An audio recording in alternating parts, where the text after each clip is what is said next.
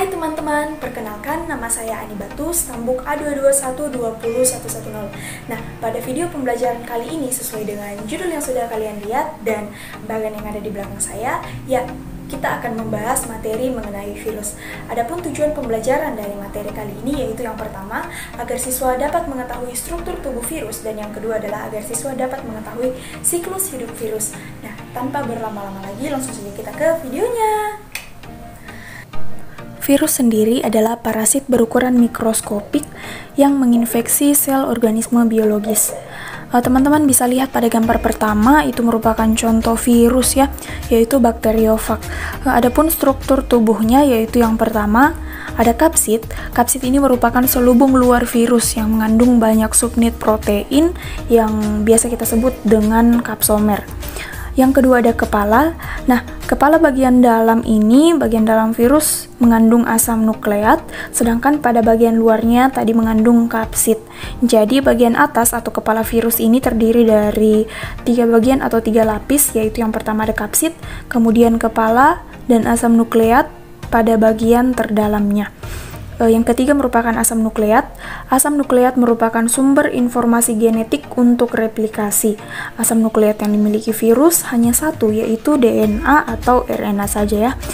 Kemudian yang keempat adalah leher. Leher merupakan penghubung antara kepala dan ekor. Leher berfungsi sebagai saluran keluarnya asam nukleat menuju ekor, begitu ya. Kemudian ada selubung ekor. Selubung ekor berfungsi untuk menginfeksi DNA virus ke dalam sel hospes, juga tempat penghubung antara kepala virus dan papan dasar. Kemudian papan dasar ini dia berfungsi sebagai tempat melekatnya serabut ekor dan jarum penusuk. Yang terakhir ada ekor. Ekor pada virus berfungsi untuk menempel pada sel inang nantinya, begitu ya. Jadi kita bisa mengetahui beberapa struktur tubuh virus, yaitu yang pertama ada kapsid, kemudian ada kepala, lalu ada asam nukleat, kemudian ada leher, selubung ekor, papan dasar, dan ekor.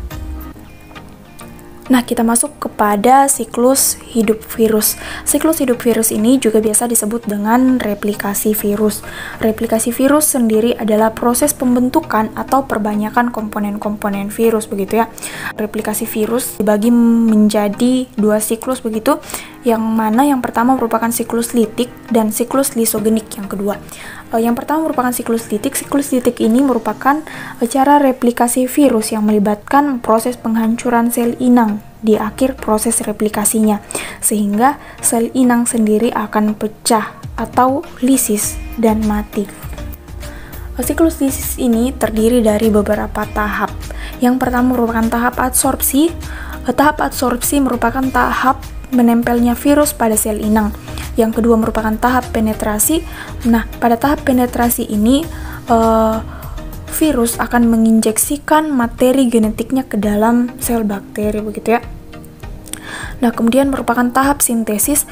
Tahap sintesis ini merupakan tahapan pembentukan komponen virus, yaitu materi genetik dan protein. Yang berikutnya adalah tahap perakitan. Pada tahap ini, partikel virus baru dari komponen-komponen yang dibuat pada tahap sintesis tadi mulai dirakit. Kapsid, materi genetik, dan bagian ekor akan dirakit menjadi virus yang utuh ya teman-teman ya.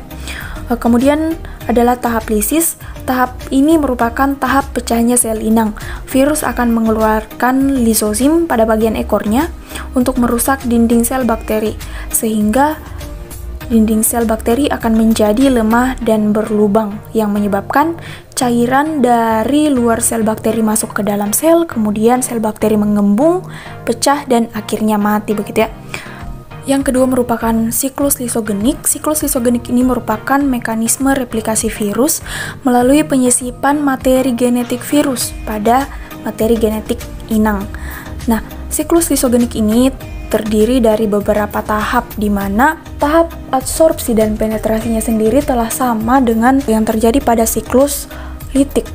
Nah, yang ketiga merupakan tahapan integrasi, begitu ya. Nah, pada tahapan integrasi ini, DNA virus yang telah diinjeksikan ke dalam sel bakteri akan digabungkan pada bagian tertentu dari materi genetik sel bakteri sehingga membentuk profag.